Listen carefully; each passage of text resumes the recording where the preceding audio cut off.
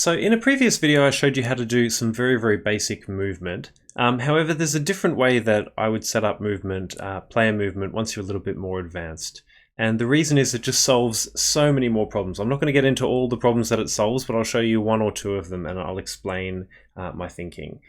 So the one problem I will give you an example of that it solves is, as you can see here, I can still move my character around, but beforehand, when I moved left or right, it went the same speed, but if I moved diagonally, it would actually go faster.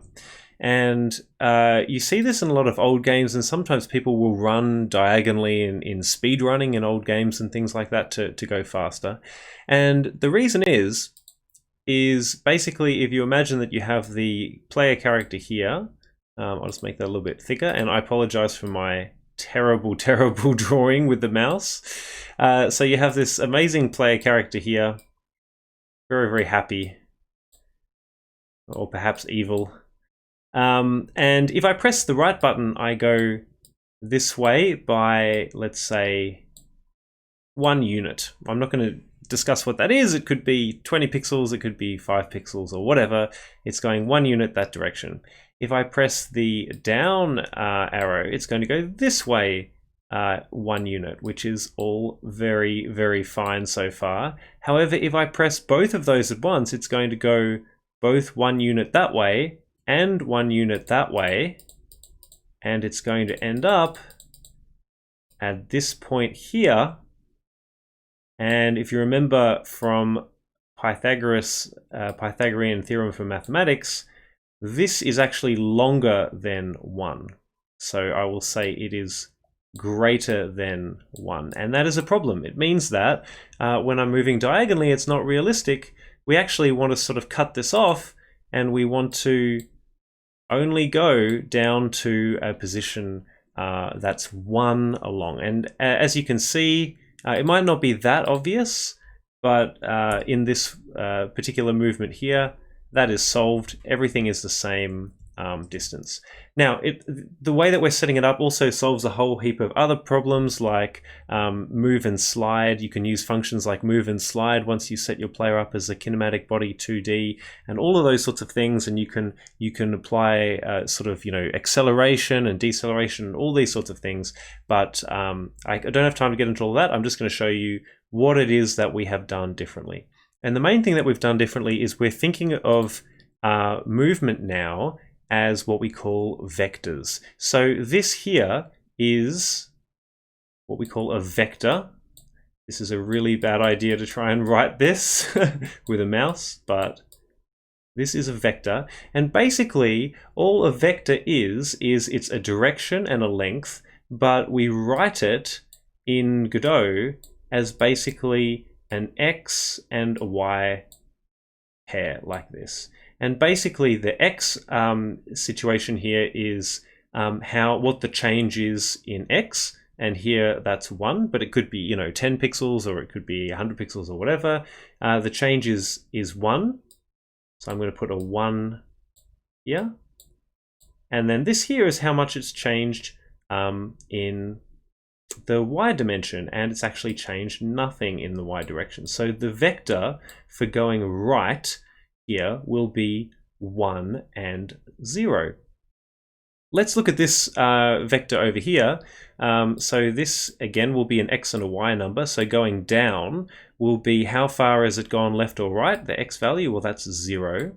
And then how far has it gone down? Now it's the opposite way to maths because we start at the top in Godot and go down. So how far has it gone down? It's actually gone down by 1. So this vector 0, 1 is the vector for going down.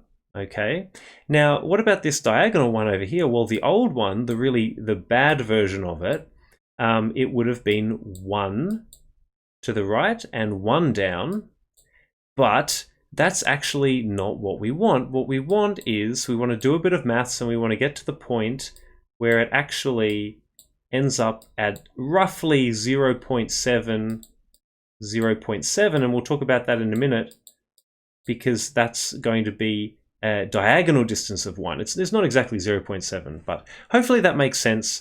But before I go on, I want to just talk about the two types of vectors One is going to be a direction vector. Okay, so a direction vector, and the other one we'll call a movement. I need to get a tablet or something. A movement vector.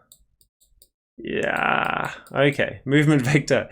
So to give an example of a direction vector, let's say to the right over here, a direction vector might be 1, 0, and that means 1 unit to the right, 0 movement down. Now a direction vector, the length of this arrow in a direction vector should always be 1. So this is a direction vector for right, this is a direction vector for down, and this one here, the 0.7, 0.7, this actual arrow here, which is the direction the player is actually going, will be around about 1. And as a result, that would be a direction vector too. So it's always basically the length of the arrow is 1. So it's all it's saying is what direction it's going in, and for 1 unit of motion in that direction, what should the change in x and the change in y be? Now I can come along and multiply both of these numbers by the speed that the character is going. So let's say the speed of the character is 200. The movement vector now becomes 1 times 200. So 200 is going to move 200 pixels to the right per second. I usually say per second with the movement vector. And it's not going up and down at all, so 0 times 200 is still going to be 0. So basically the direction vector is like how far does x and y have to how much does x and y have to change for 1 pixel of movement in any direction that we're going. And the movement vector, we've multiplied it by the speed, so we know now in 1 second how far it's going to go. So having said that, let's go and have a look at the code. We're going to get the code, we're going to get these numbers a little bit differently than we did before. So basically we make a new, this runs once every frame, we make a new direction, and it's a vector 2.0. And I'm actually going to print direction just to show you so you can see what am I, oops, I need brackets because it's a function. Okay, so you can see 0, 0. So this is just a shortcut, vector 2.0 is just a shortcut for making a vector 0, 0. Okay, now we can change that. Oops, we can set the x and y components, so we can say direction.x equals. Now we're going to use a new thing here called input.getActionStrength UI right. Now what that, and then we're going to subtract getActionStrength UI left. So basically what that does is, I'll get a different color here, is if you are pressing, fully pressing right like this, then UI right will be 1. If you're not pressing it, it will be 0. The same with UI left. So UI left, if you're holding the left arrow, it will be 1. If you're not holding the left arrow, it'll be 0.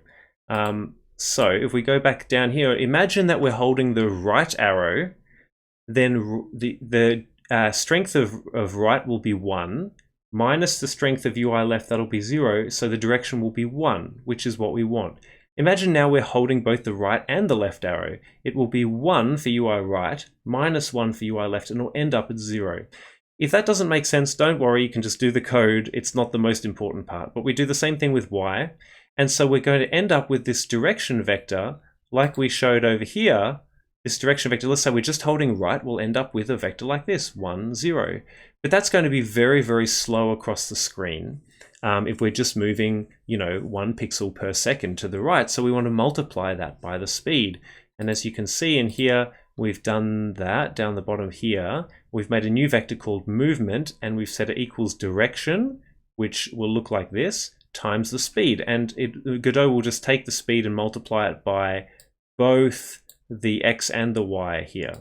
So that's our new one. And now we can just pass that to a function called like move and slide, And move and slide will actually automatically apply delta for us and make the action happen. If you're not using move and slide, you could just say position plus equal movement, and that would work as well, but you'd have to times that by delta just so that it's affecting for the amount of time in the frame.